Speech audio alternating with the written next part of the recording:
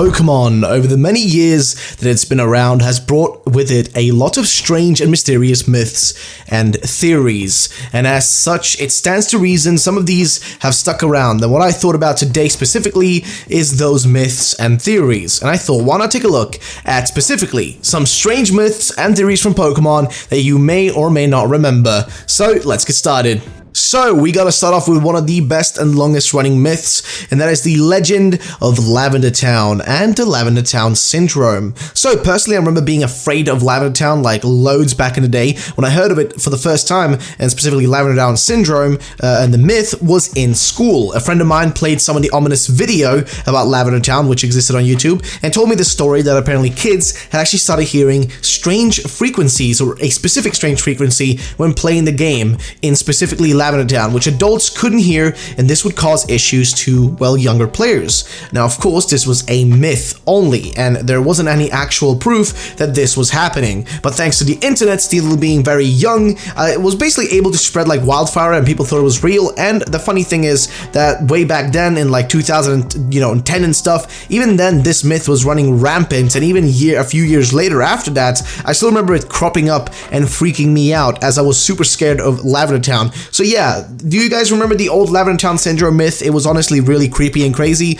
and I kind of forgot about it for a while. Like I remembered Lavender Town, but I forgot about the whole myth about it. So do you guys remember it? I thought it was pretty strange. But yeah, let's go to the next one. Next is another classic Kanto myth and theory, and this one is about the Kanto War. So what is really cool and kind of strange about this one is that there's loads of references within Pokemon that points toward that, and one of the largest ones has to be Lieutenant Surge. I mean, he's literally a lieutenant, you know, a rank within the army, and we know that wars have taken place in the Pokemon universe, which you can see from the Pokemon movie Lucario and the Mystery of Mew, which features a segment showing an old war between a green and red army, which clash against each other. So we know that wars are clearly a possibility, but this myth is specifically about the war between Kanto region and the Johto region, since those two regions are right next to each other. And another myth that I can kind of insert here, which has actually kind of been confirmed, was that Generation 2 and Johto were meant to be the final Pokemon games, as they didn't think they would be big enough or popular enough after the first games, you know, to make more of them. Hence the inclusion of Kanto to entice people to buy the new games.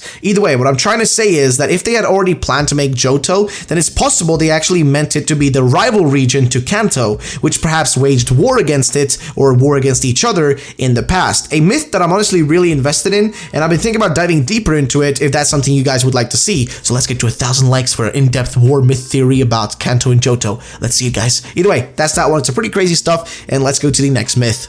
Next is a myth and theory that was somewhat confirmed, and that is the myth that the 3 legendary dogs from Johto were created within the Burning Tower by 3 evolutions passing away in the flames, causing the 3 dead Pokemon to get resurrected, or rather reincarnated, by Ho-Oh, as the tower was struck by thunder, fire, and winds, and as such he gave the reincarnated versions of those, specifically those elements, to some extent. The interesting thing though is that, interestingly, this was a myth and theory that was somewhat confirmed during the animated show Pokemon Generations, and specifically the episode Reawakening, where the specific story about how those 3 legendary dogs were created is told to you by Elzine, or whatever you want to call him. I'm not really sure about how you pronounce his name, but basically he tells you this story, basically confirming the long-standing theory to some extent. I mean, it's still a myth within the Pokemon universe itself, but I think it's definitely a really cool concept that makes the legendary dogs somewhat cooler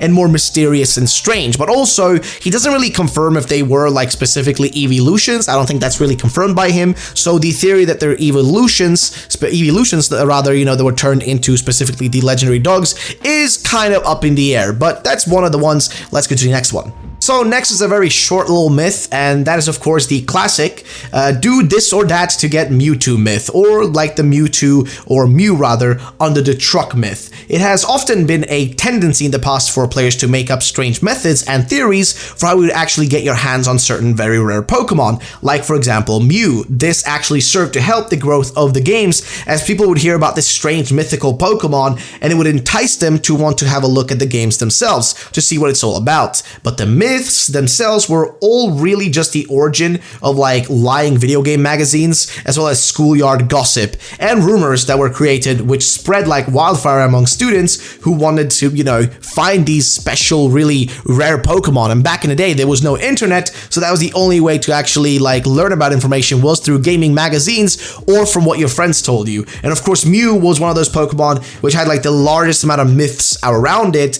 and how you would actually catch it. There were so many different like theories about it, so many different ways people suggested to do it, like under the truck, inside this place, do this thing. So many methods people came up with, but it was all really just, well, fake, and it was all myths and made up stuff, but they were all really interesting though.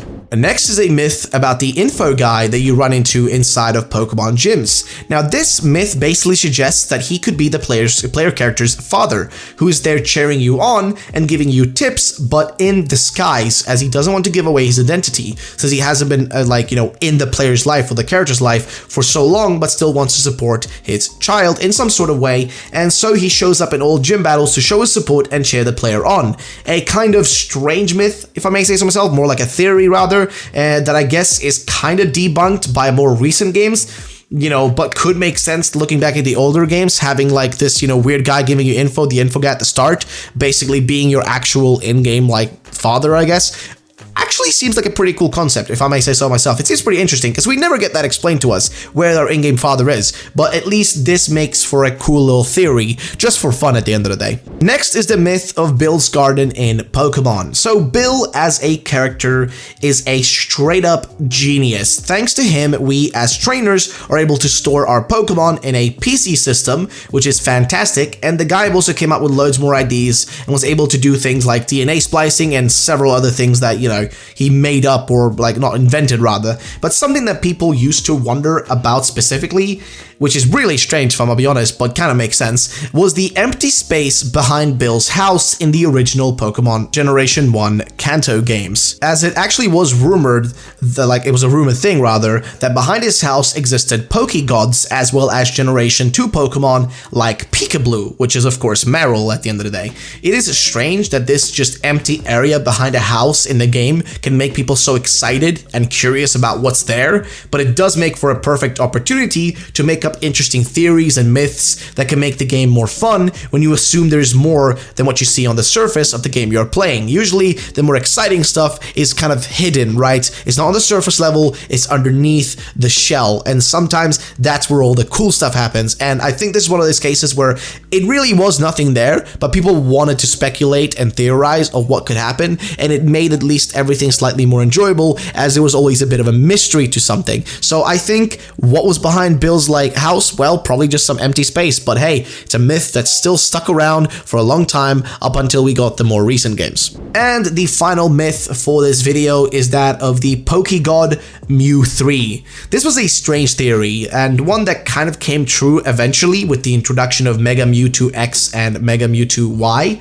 but the original idea or theory was basically a myth and a theory that since Team Rocket created Mewtwo, which is a clone of Mew, that they eventually, after Mewtwo ran away and basically the experiment failed, they actually decided to resume the project and create another legendary Pokemon, but this time it will be called Mew3, since it will be the third Mew clone, or technically the second, but basically since Mew exists, you made Mewtwo, Mew3, Mew4, etc., so on and so forth. However, there isn't actually any proof of the existence of Mew3, but there was a single mention of it in the past, and that was in the Pokemon manga, where actually Clefairy, which is owned by Trainer Red in the manga, actually splices itself together with Mewtwo's DNA and then calls itself Mew3. And wow, does it look weird. It looks weird and stupid, if I may say so myself. It's really odd. So yeah, that's basically the only case where this has shown up, and that's also the last myth on this list. What do you guys think about Mew3? What are your thoughts on it? Do you think it would be cool to see that in the future maybe, or do you think Mewtwo's already gotten enough attention as is? But yeah, it's a myth from back in the day,